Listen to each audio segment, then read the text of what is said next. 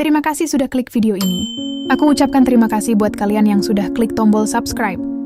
Buat kalian yang belum subscribe, aku mohon dukungan kalian untukku. Subscribe channel ini, dan aku doakan semoga kalian sehat dan lancar rezekinya. Dengarkan cerita ini hingga selesai dan ambil pelajarannya. Mira wanita berusia 41 tahun. Ia seorang wanita pekerja keras. Apa saja ia kerjakan demi menghidupi Yanto anak semata wayangnya. 7 tahun yang lalu kehidupan Mira terbilang berkecukupan meski tidak terlalu mewah.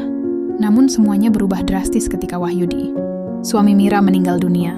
Semua harta benda bahkan rumah mereka mulai dijual satu persatu. Karena selama hidup dengan Wahyudi, Mira hanya mengurus rumah tangga. Dan rumah yang dicicil belum selesai, namun suaminya sudah lebih dulu berpulang. Ia dan Yanto kini hidup di rumah kecil yang hanya memiliki satu kamar. Itu pun jauh dari kata sederhana, asalkan bisa untuk berlindung saja sudah bersyukur. Demi bertahan hidup agar tetap bisa makan dan anaknya tetap sekolah, Mira harus mencari uang. Setiap pagi ia berjualan gado-gado di depan rumah. Kadang ia harus pontang-panting mencari uang tambahan karena kebutuhan sekolah Yanto yang cukup besar. Kadang ia lelah, namun setiap kali ia menatap wajah anaknya, membuatnya teringat kepada mendiang suaminya, bahwa ia harus menjaga dan merawat anaknya agar kelak mendapat kehidupan yang layak di masa depannya. Semakin hari Yanto tumbuh semakin besar. Ia kini duduk di bangku SMA kelas 2. Mira sangat senang, setidaknya tinggal setahun lagi anaknya akan lulus SMA, namun perasaan senangnya bercampur aduk karena setelah itu akan ada tanggung jawab besar yang harus ia penuhi. Bagi Mira itu tak masalah selagi ia masih diberikan kesehatan untuk mengais rezeki bagi anaknya.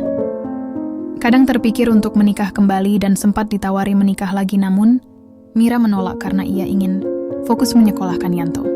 Meskipun usianya sudah kepala 4, namun Mira masih terlihat menarik. Tubuhnya yang langsing dan rambutnya yang terurai panjang, kulitnya yang masih awet muda masih sering membuat lawan jenis terpikat. Yanto dikenal sebagai sosok anak yang baik dan rajin. Namun belakangan ini sifatnya tiba-tiba berubah. Ia sudah jarang sholat dan sering bergaul dengan anak-anak gang sampai larut malam. Beberapa kali Mira sering menegurnya karena ia nongkrong sampai subuh dan pulang menyelinap masuk ke rumah agar tak diketahui Mira. Mira merasa sangat kecewa karena nasihat yang ia berikan ke anaknya sekarang ibarat membuang garam ke dalam laut. Bahkan di rumah pun sekarang Yanto sudah jarang belajar, sudah tidak mau membantu Mira lagi. Kalau dilarang keluar rumah pun ia tetap mencari alasan untuk bisa keluar rumah. Belakangan ini Mira sering curiga dengan sikap Yanto yang sering menyendiri di pojok, dengan tatapan tajam seolah ia sedang terhipnotis dengan sesuatu yang ia lihat di handphone. Setiap kali Mira ingin melihat apa yang ditonton, namun Yanto selalu menghindar. Suatu ketika malam Senin, Mira yang tidur di kamar, ia mencoba keluar dengan langkah kaki yang hati-hati, karena penasaran dengan suara desahan yang ia dengar seperti orang sedang melakukan hubungan intim. Ternyata itu dari HP Yanto. Yanto yang tertangkap basah sedang menonton bokep. Diomeli Mira. Apa itu, nak? Jangan merusak pikiranmu dengan tontonan itu, Yanto. Ini sudah larut malam. Kamu harus sekolah besok. Sini handphone kamu. Beberapa jam kemudian Mira terkejut, ia merasakan sesuatu yang tidak seperti biasanya. Ia terbangun dari tidurnya. Karena keadaan kamar yang gelap, ia mencoba mencari handphone untuk penerangan. Namun ia tak kuasa melawan kekarnya, tubuh yang ada di atasnya. Ia mencoba berteriak, tapi ia pikir itu percuma. Tak akan ada yang mendengarnya karena hujan cukup deras malam itu.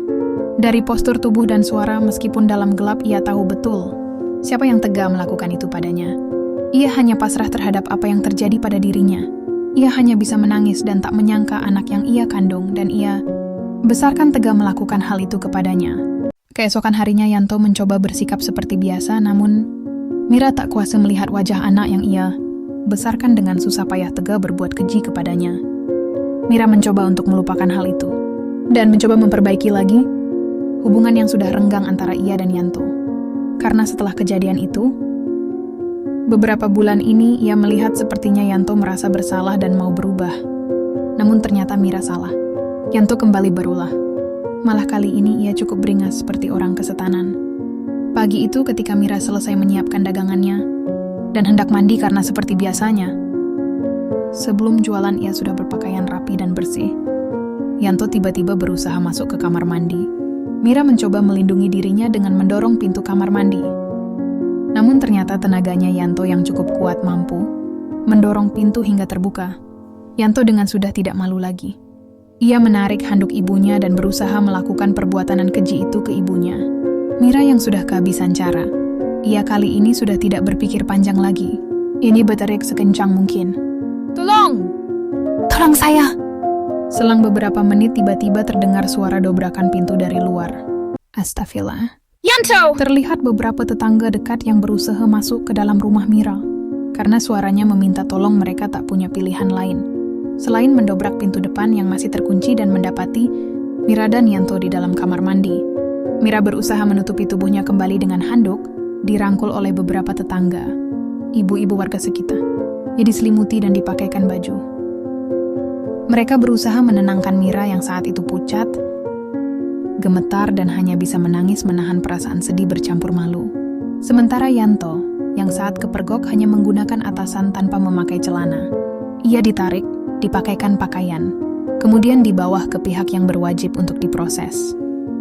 Mira sangat sedih dan tak kuasa menahan air matanya yang terus mengalir. Ia bimbang antara harus melanjutkan kasus anaknya atau memaafkannya. Dia berusaha menemui Yanto yang sudah ditahan. Yanto berusaha meminta maaf agar dan meminta Mira membebaskannya, namun Mira tak bisa berkata apa-apa. Ia hanya bisa menangis. Meskipun ia tak tega melihat masa depan anaknya hancur di balik jeruji besi, tapi ia terpaksa melakukan hal ini sebagai ganjaran atas perbuatannya. Hari-hari terlewati dengan begitu berat. Karena tiap hari Mira harus berhadapan dengan tetangga dan pembeli. Menjadi buah bibir sudah pasti bukan hal yang lumrah lagi. Namun ia harus tegar menjalani hari-harinya dan menerima bahwa ini sebagai suratan takdir yang harus ia jalani meskipun berat. Sekian sudah kisah sedih dan memilukan yang dialami Mira. Terima kasih bagi kalian sudah mau mendengarnya. Pelajaran apa yang kalian dapat dari cerita ini? Silahkan tuliskan di kolom komentar.